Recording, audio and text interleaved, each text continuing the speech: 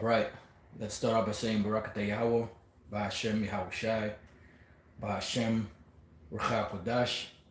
Welcome to another live lesson. The name of this one is The Hard Truth. And pretty much this comes from a video I was just watching. Pretty much the title came after, but I was watching this video. The young elder, the priest, Amawang Gabar, and he was doing a lesson on a dream that he had, which was a vision of the hard times that are coming. And I was reading this particular scripture, and the title came to me, The Hard Truth. So I wanted to use that as a platform to this lesson. And I linked the priest video to this video, so you can go to the description box and you can see the video. I watched about half of it so far, and these are the times that are coming, and a lot of these jakes out here, they're not ready for it.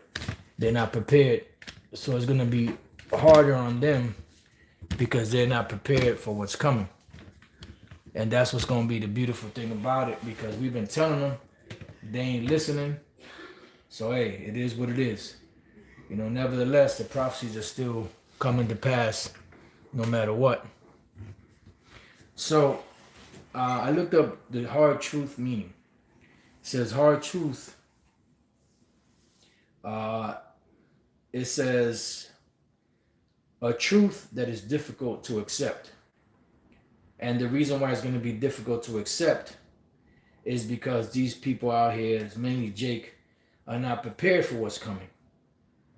And that's the thing, one thing to be prepared for what's coming, to embrace embrace for impact, and another thing for something to blindside you or broadside you,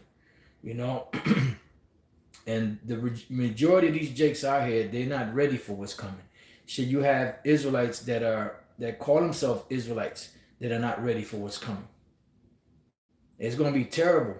It's going to be terrible. Isaiah 33:6, and wisdom and knowledge shall be the stability of thy times and strength of salvation. The fear of the Lord is his treasure, and that's why it's important to understand, this knowledge, this truth. It's important to fear Yahweh Bashem Yahushai. It's important to fear and reverence the names of Yahweh and Yahushai, because the times that are coming are going to be very terrible and dreadful. And the only ones that's going to be protected are the elect, the servants of the Lord, the true servants of the Lord that are doing his bidding, that are doing his work in sincerity and truth to the best of their ability. So the scripture I want to highlight, Salakim,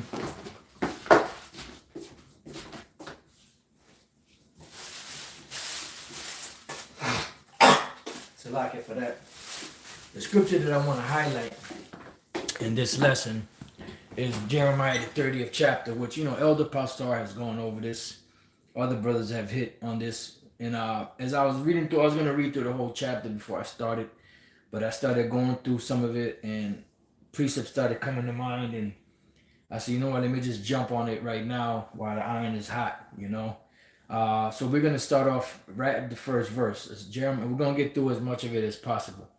Jeremiah chapter 30, verse 1, the word that came to Jeremiah from the Lord, saying, the Lord Yahweh Bashem Yahushai, saying, thus speaketh the Lord Yahweh Bashem Yahushai, the power of Israel, saying, write thee all the words that I have spoken unto thee in a book. And this is what we have right now. And this particular prophecy that this is speaking about now. It wasn't speaking about during the Assyrian Empire. It wasn't speaking about during the Babylonian Empire. It wasn't speaking about during the Medo-Persian Empire.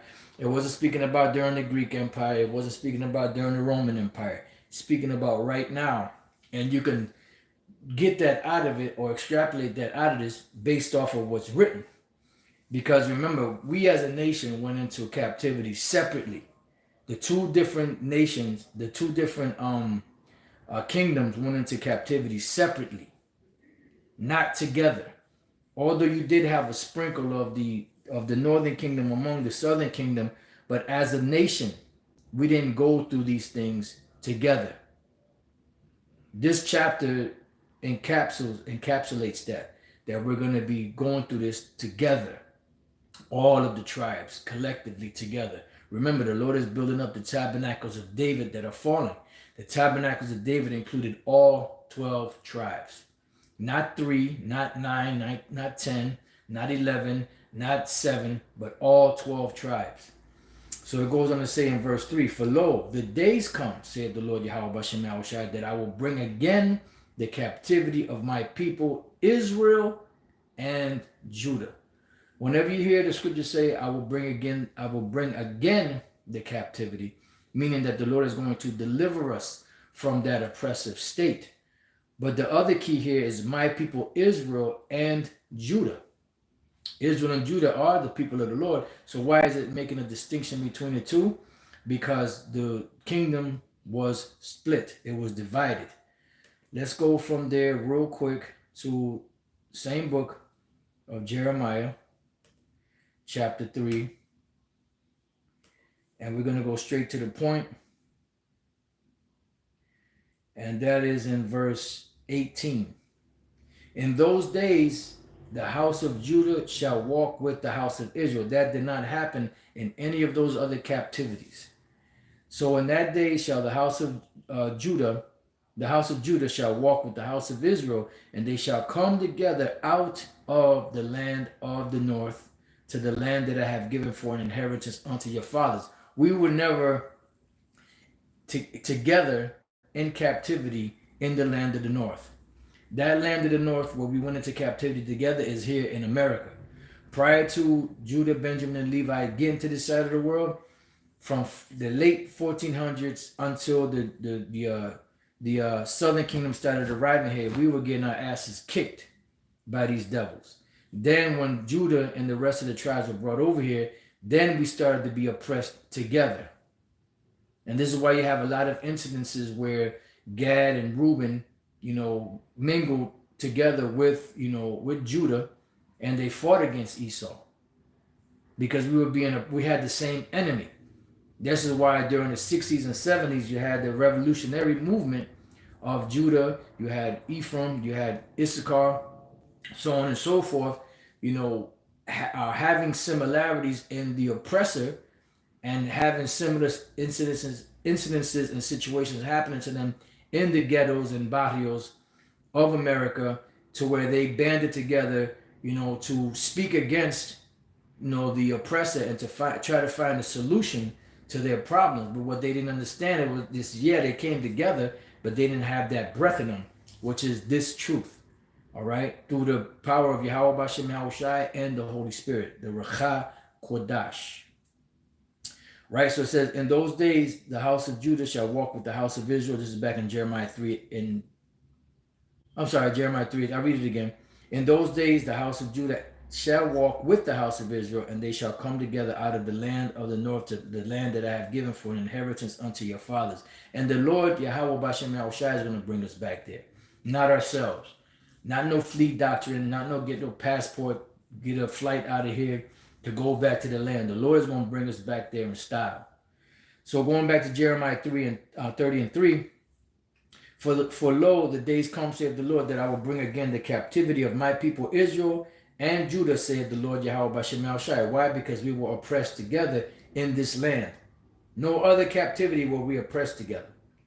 And I will cause them to return to the land that I gave to their fathers, and they shall possess it. And we just read that, in Jeremiah chapter 3, verse 4. And these are the words that the Lord spake concerning Israel and concerning Judah. So this is a future prophecy. And when did this future prophecy happen? This future prophecy is happening right now as we speak.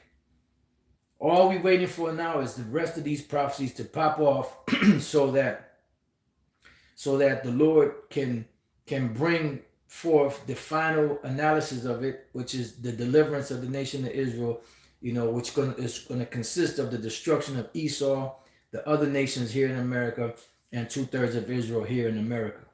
It says, for thus saith the Lord, we have heard a voice of trembling, of fear, and not of peace. And this is what the priest Amawang Gabar was saying, that it was like chaotic out there. The short video that the brother the young elder Gabar Yahweh out there in Hawaii made, or put up was a woman, a Jake woman that seen visions of the destruction. Pretty much, she seen vision of Jacob's trouble, and she couldn't stop crying. She was all messed up because she saw chaos, she saw destruction, she saw, I'm pretty sure she saw people killing themselves and all of that, and she couldn't stop crying because it was so horrific, and she saw herself being beamed up, but her mom's got left behind. And in the dream, she said she wanted to go. I want to go back to my mom. He said, no, it's too late.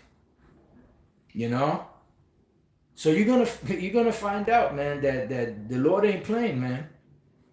See, the thing about the Lord is He's cold and calculative. He don't have like we have. He has compassion, like we have compassion because we're made in His image.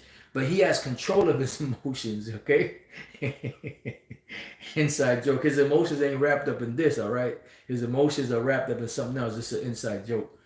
So the Lord, He has compassion, of course, but He has control over everything.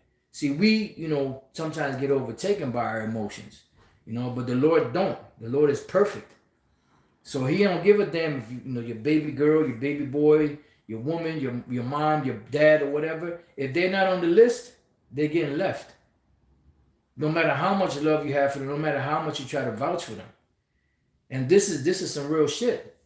That's why during the time of Jacob's trouble, nobody's going to be spared. Men, women, children, no matter how old you are, how young you are, don't matter.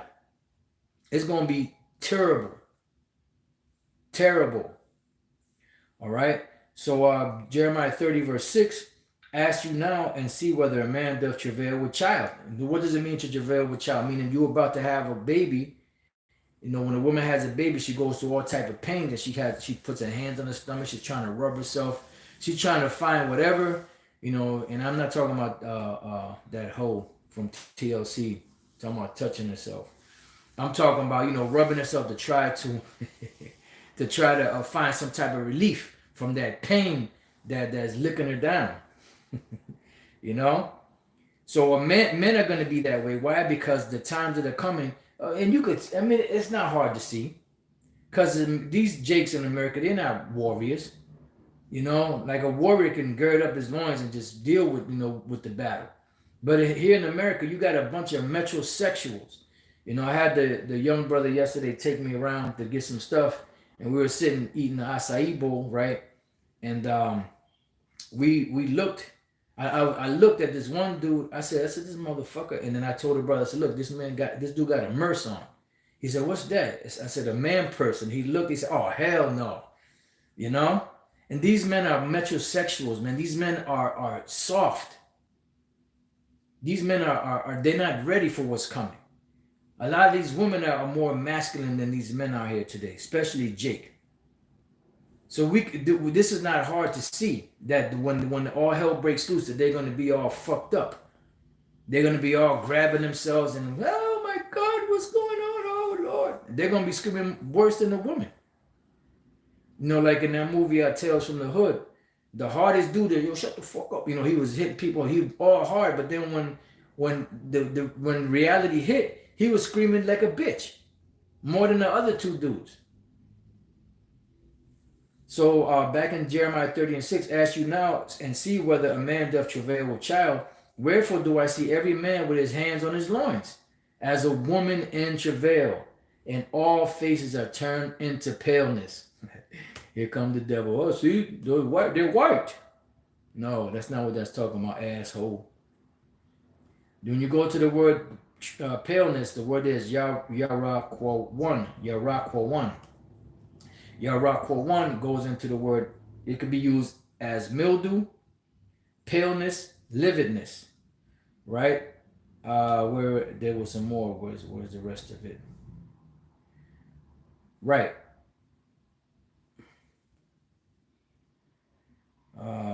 Right, here we go. Of persons, paleness of face, that lurid greenish color in the countenance of men when smitten with great terror.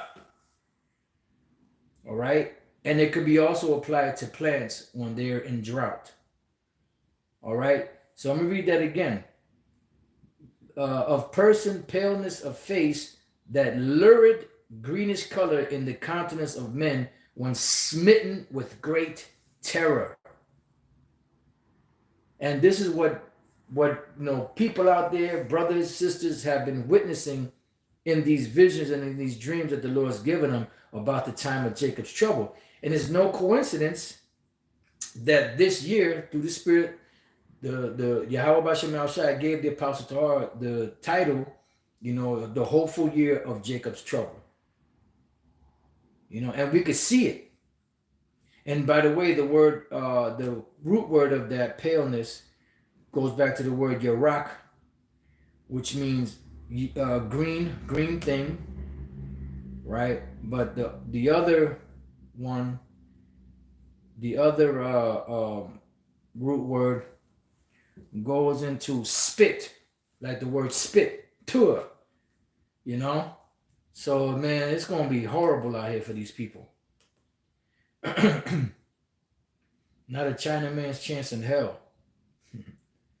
Inside joke. Now, this is the main verse in the chapter, verse 7, in Jeremiah 30 and 7. Alas, for that day is great, so that none is like it. You have to understand that we caught hell under the Assyrians. Big time hell. It was horrific. The horror that Jake had endured, when the Assyrians came and took him down. The southern kingdom went through hell under the Babylonians, the Edomites, so on and so forth. Then they had a little reprieve during the time of the Medo-Persian Empire, but they were still in captivity. Then they started to go back through it again during the Greeks and the Romans. But none of those times are comparable to the times that are coming now. This is why in the book of Daniel 12, right? The book of Daniel, the 12th chapter, and the first verse, it says, and at that time shall Michael stand up, which is what? He is the chief prince underneath Yahushua, the chief archangel underneath Yahushua. The word Ma'aka'Allah, which is how you say Michael in the Hebrew, Ma'aka'Allah is who is like the Most High. So he is a warrior. The scriptures say that the Most High is a man of war. The Lord is his name. All right, so Michael is a warrior. He is like the Most High. The Lord created him as such. So he is a top warrior underneath Yahushua that's going to come to do battle. So this top warrior has to be the one that has to come down with Yahushua to help the elect because of how hard shit is going to be. And at that time, what time? The time of Jacob's trouble. Shall Michael stand up, the great prince, which standeth for the children of thy people. I'm just curious. Just bear with me 1 second. Okay. The word Imad, which I knew was Imad, but I wasn't sure if they might have used a different word.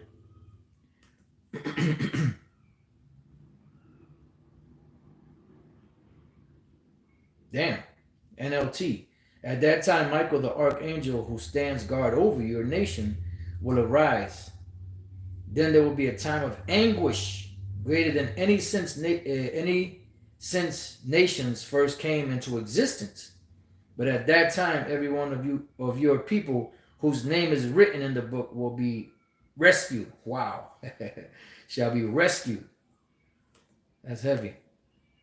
All right, so back in Daniel 12 and 1, and at that time shall Michael stand up, this is the KJV, the great prince which standeth for the children of thy people, and there shall be a time of trouble, such as never was since there was a nation, even to that same time, and at that time thy people shall be delivered, everyone that shall be found written in the book. So only the elect are going to be delivered. Remember, the Lord said, my servant shall eat, my servant shall drink, my servant shall rejoice, But the rest of these Israelites out here that took the word of the Lord lightly, especially the ones that know that they're Israelites, they're going to be in trouble. They're going to be in a real hard situation between a rock and a hard place. They're going to be forced to face, the hard truth. So Jeremiah 30 and 7, Alas, for that day is great, so that none is like it. It is even the time of Jacob's trouble, but he shall be saved out of it. And I'm pretty sure the word trouble goes back to the same, because there's a few scriptures that deal with the word trouble. This one, yep, Tazarah, which is, I believe that's fear. Matter of fact, let me just click on it real quick. The word trouble, Tazarah, I believe that's fear. I believe that's fear. Straits, distress, trouble. Yep. It's synonymous with fear. Right, and then when you go back to the root word of that, the word there is tazar. Tazar. Which the word tazar is narrow, tight, straits, distress, adversary, foe, enemy, oppressor. You see? So the enemy that is the oppressor is who? Esau. And they're the ones that's gonna turn it up. They're gonna turn it up, Joe, on Jake out here. Let's go real quick to you keep on playing, keep on talking shit. You keep on thinking that shit is sweet until the Lord bust that ass. You know, because you don't want to bust that shit with the Lord, man. Salaka, man, another precept came to mind. Okay, here we go. I'm trying to, contain that silliness. Because this is serious business, but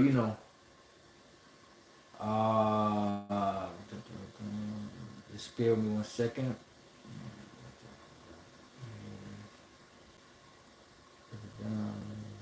Okay, here we go. All right, so I got. Let me read this first precept first. This is the book of Psalm 17. I'm gonna start at 8 because there's a lot of meat in this. Psalm 17 and 8. Keep me as the apple of the eye, and that's one thing. If you have something that's very dear and close to you, that's the apple of your eye. And this is what we're asking the Lord to do, because the nation of Israel is the apple of the Lord's eye, but his elect right now are the most precious cargo to him right now, because this is where he's going to preserve, his good name and keep his promise that he made to Abraham.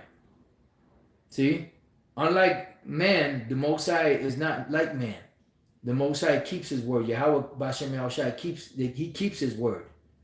He doesn't break it. That's why he's going to preserve that cluster of the grape, that precious cargo. So this is, keep me as the apple of the eye.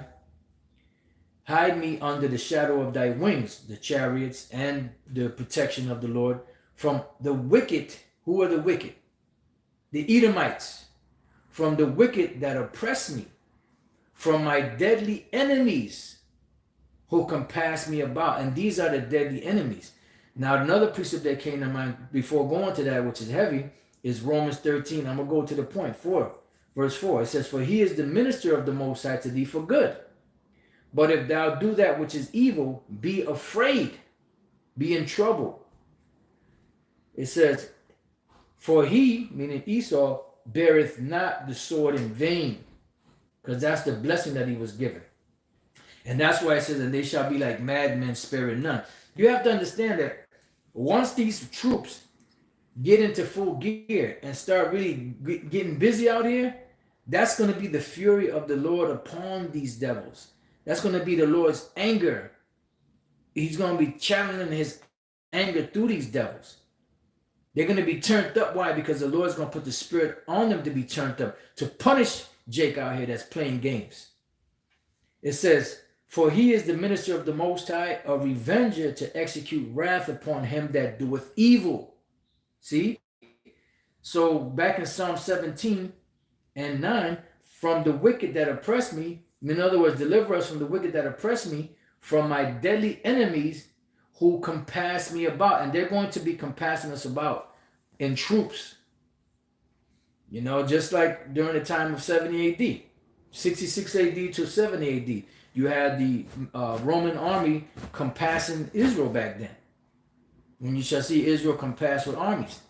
Right? So going on, verse 10, they are enclosed in their own fat, with their mouth they speak proudly. Yeah, because they're in a good case. It says, they have now compassed us in our steps. because we really don't have. We're worms. We really don't have a defense against them physically, but we have a defense spiritually, which begins with the names of Yahweh Bashem Yahushai through the Holy Spirit, and this word, this truth that we're learning right now. That's the stability. They have now compassed us in our steps. They have set their eyes bound down to the earth. Right? Remember, they have all this technology. They have the power. They are the predator. They're looking down upon Jake. They're gonna have the upper hand. They got the power as far as the weaponry and all of that technology. So all we have to rely on is Yahweh Bashem Yahushai, which is the greatest weapon of all. It says, like as a lion that's greedy for his prey, right? Of his prey, right?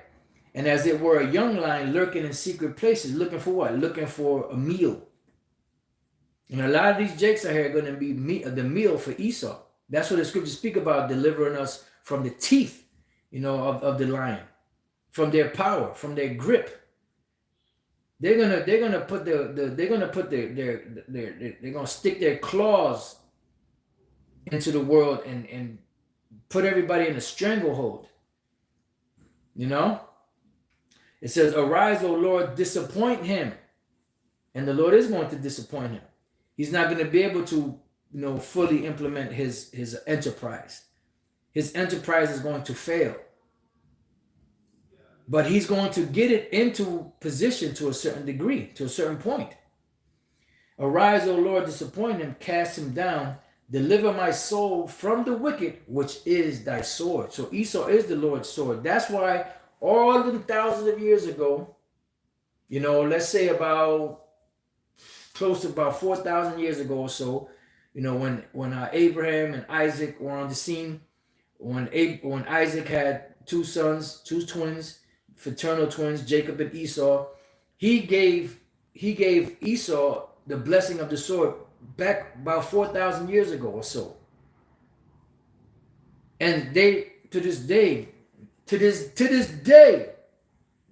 they're using it and they're perfecting it more and more every day. They have technology out there and weaponry that the average person has no clue about. Whatever you see them parading around, that shit is like 20, 30 years old compared to the technology that they have now. But they have nothing in comparison to what the Lord has. That's why those two retired Air Force pilots said that the technology that the so-called aliens have, which are the angels, America's technology, their technology, the angels' technology is 100 to 1,000 years more advanced than anything that Esau has. And they got some shit. You remember the movie Eraser that came out in the late 90s? And they had them different weapons. People were like, wow, that shit is old news compared to the shit that they have. But they can't fuck with the Most High, Yahweh Bashem Yahushai. So Psalm 17:14, "For men which are thy hand," right? Because the Lord is going to be swinging Esau in that time. When these devils come like that, that's the Lord swinging them. When they come as madmen, that's the Lord swinging them. It says, and that's why, in Isaiah the 10th chapter, the Lord cursed these devils out, thinking that they're the ones that's doing the swinging. Look, you just the hammer, you just the axe. You ain't the one doing the swinging. The Lord is the one doing the swinging. "From men which are thy hand, O Lord, Yahweh Bashem Yahushai, from men of the world which have their portion in this life, and whose belly thou fillest with thy hid treasure. They are full of children, and leave the rest of their substance to their babes." Yeah, that's why they have true generational wealth. It says, "As for me, I will behold thy face in righteousness. I shall be satisfied when I awake with thy likeness." And that's talking about at the very end when we're delivered. Lord's will we be the elect. So going back to Jeremiah chapter 30, the word for trouble, Tazarah, right? Let's read that verse again. And now you're starting to see, how things are going to be. And when you watch that movie, A Handmaid's Tale, you see there's one point where they show people being gathered up, being stored, in trucks, livestock trucks, being brought to, different buildings empty buildings, warehouse buildings, and they show you a part where they were being sea-hipped, but they didn't show the sea-hip. They just showed a wristband, a metal wristband with a barcode on it.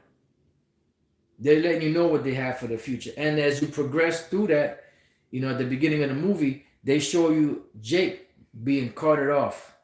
So you have a whole bunch of Jakes in the back of a truck. It's cold outside. You see the one Jake shivering. Then they'll show you another one where Jake tried to escape. They thought they escaped, and then they were running, and then the next scene you see, they're marching because them devils got him. The Most High is going to be swinging Esau in that time. Hard. Alas, for that day is great, so that none is like it. It is even the time of Jacob's trouble, but he shall be saved out of it. Why? Because you're going to have the elect being saved. Remember Daniel 12. For it shall come to pass in that day, saith the Lord of hosts, that I will break his yoke from off thy neck. Yeah, and the Lord is going to be the one that break that yoke. Esau is going to come down hard. He's going to, the fangs are going to come out, the claws are going to come out, and the horns are going to come out. But the elect are going to be protected, like it says in Psalms 124, that the snare is going to be broken, and the prey is going to, the prey is going to escape. That being the elect, because you have some elect that will be caught up in that, and will burst thy bonds, and strangers shall no more serve themselves of him. Right? Because once this deliverance comes, this is it. This is the last hurrah for Esau. This is the final straw. This is this is where the line is drawn in the sand.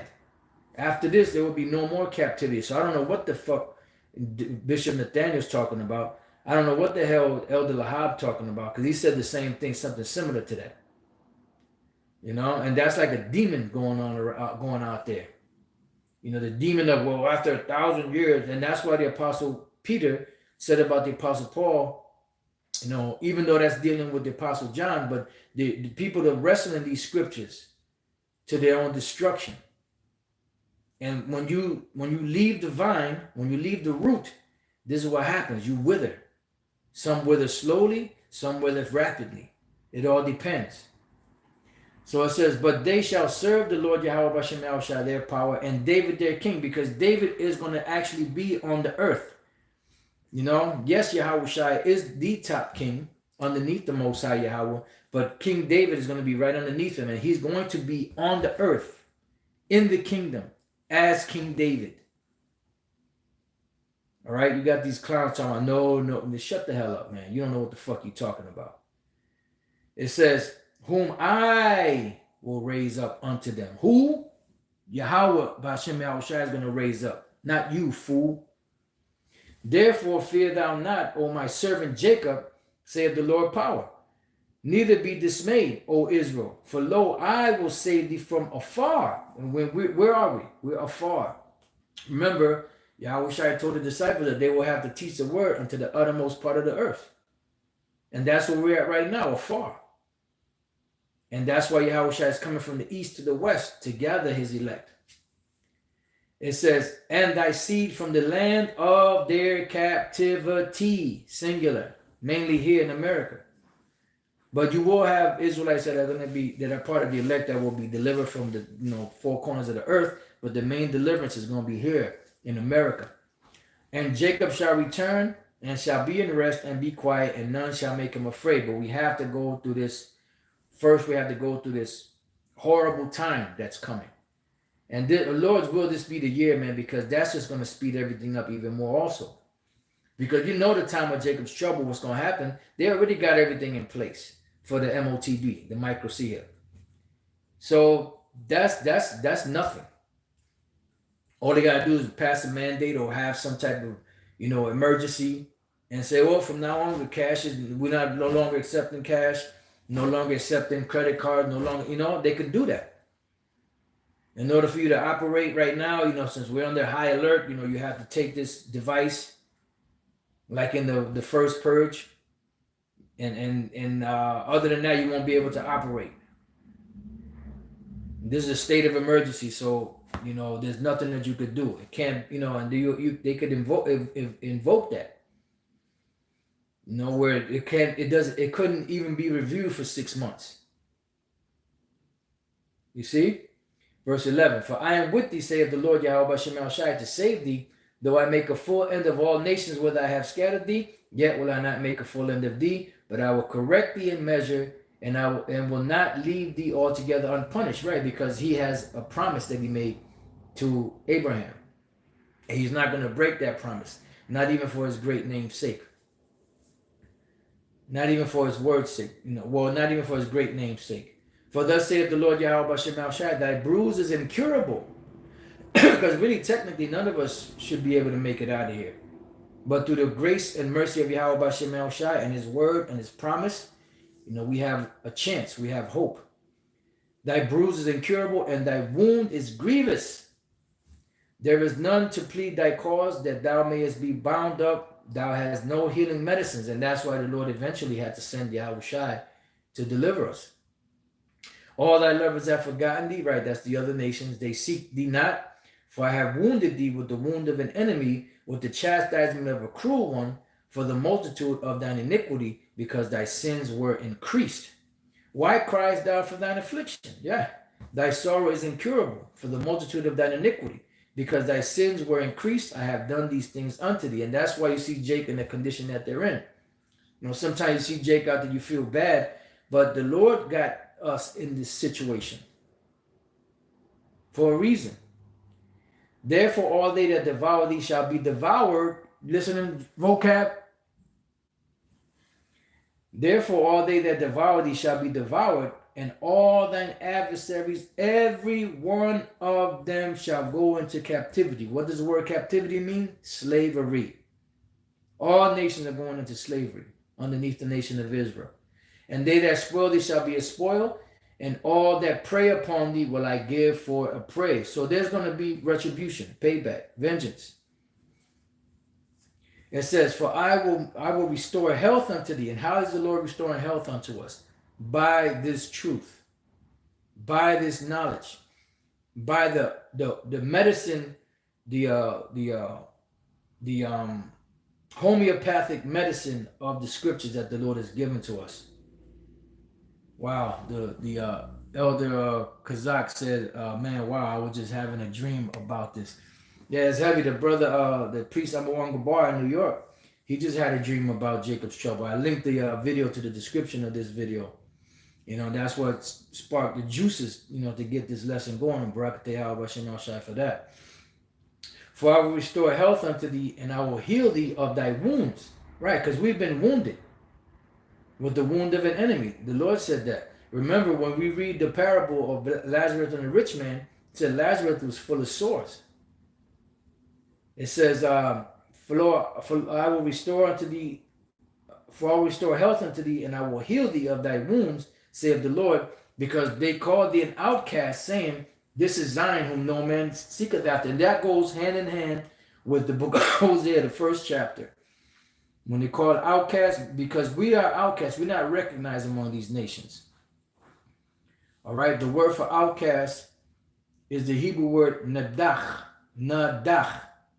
which means to impel, thrust, drive away, banish. So pretty much that would be like another way of saying exiled. And pretty much in exile, you're not counted as those people. You're slaves. And that's pretty much what we've been brought down to. And it pretty much says the same thing. And then when you read further down, it says to be chased, be hunted. Yeah, we are the chased and the hunted. By who? By Esau and the other nations. So going back, I'm going to read that verse again. I like that verse. Verse 17. For I will restore health unto thee, and I will heal thee of thy wounds, saith the Lord Yahweh Bashem El Shai, because they called thee an outcast, saying, this is Zion, whom no man seeketh after. But the Lord is going to seek after us. Then it goes on to say, thus saith the Lord power, behold, I will bring again the captivity of Jacob's tents. In other words, the Lord is going to deliver us and have mercy on his dwelling places, and the city shall be built upon her own heap. And because the land of Israel is going to be totally destroyed, just like America. But the only difference is the land of Israel is going to be rebuilt. And the palace shall remain after the manner thereof. And out of them shall proceed thanksgiving and the voice of them that make merry. Right, in the kingdom of heaven, let the saints rejoice. Let the saints glory. How does it go in Psalms, the 149th chapter? Let the saints be joyful in glory. Let them sing aloud upon their beds. And out of them shall proceed thanksgiving and the voice of them that make merry. And I will multiply them, and they shall not be few. I will also. And how is it? How are we going to be multiplied? By the act of sex. Men and women in the kingdom will be having sex to bring back the rest of the Israelites that don't make it on this side. I also will glorify them, and they shall not be small. Their children also shall be as aforetime. There was another point that came to mind, but it kind of escaped me. If it comes back, Lord, what I'll bring it out. Oh yeah, the part in the first part of the 19th verse, and of them shall proceed thanksgiving and the voice of them that make merry. Yeah, because right now this is going to be a horrible, terrible time, a time of terror, a time of horror, a time of, real bad times. And those real bad times are going to eventually turn into good times in the kingdom of heaven. So there's going to be, a trade-off, so to speak. Their children also shall be as aforetime, and their congregation shall be established before me, and I will punish all that oppress them. Right, and that's the other Esau and the other nations. And their nobles shall be of themselves. Right, no longer is Jake going to be voting for no Trump, no Bill Clinton, your George Bushes, your Obamas. No more. Because the nobles are going to be of ourselves, the ones that govern and reign and pass legislation and laws, so on and so forth, or enforce legislation and laws. It's going to be all of the nation of Israel. And it's going to be men, no women. Ain't no women going to be judges or writing bills and passing laws. None of that bullshit. You bitches are going to be shut the fuck up. Those going to put a fucking gag on your ass. You goddamn demons out there. And their nobles shall be of themselves, and their governors shall proceed from the midst of them, and I will cause him to draw near, and he shall approach unto me. For who is this that engage his heart to approach unto me, saith the Lord? And you shall be my people, and I will be your power. Right? Because at one time, like it says in Hosea the 1st chapter, I will say that they are my people who were not called my people. That's merely paraphrasing. It says, behold, then it goes, it breaks off into something else. Behold, the whirlwind of the Lord goeth forth with fury. That's dealing with the chariots. A continual whirlwind. It shall fall with pain upon the head of the wicked. And that's talking about at the end too. The chariots going to be fucking you up. They're going to be busting you up left, right, and center. The fierce anger of the Lord shall not return until he have done it, and until he have performed the intents of his heart. In the latter days shall you consider it. And we're in the latter days right now. And we are considering it, but it's going to be made more and more evident the closer and closer we get. So these visions that brothers are having and all the stuff that you see happening, these are just, this is just a little prelude. This is like the trailer to Jacob's trouble, things that are coming. This is the announcement, the preparation for it. Expect this is what's coming. And the movie is going to be released very soon, because the Lord is going to release that movie very soon. And it's going to be vicious out here. So it behooves you to be serious about this truth, man. Because when the time comes, there's not going to be no game plan. It's going to be hard out here. It's going to be really hard out here. And the only ones that are going to be protected are the elect of the nation of Israel. So, as the name of the lesson is, the hard truth. And the hard truth meaning is a truth that is difficult to accept. So with that, I pray that you brothers and few sisters have been edified. And to the next time I say Shalom, hope you learned something. And just prepare and get ready for what's coming. Shalom.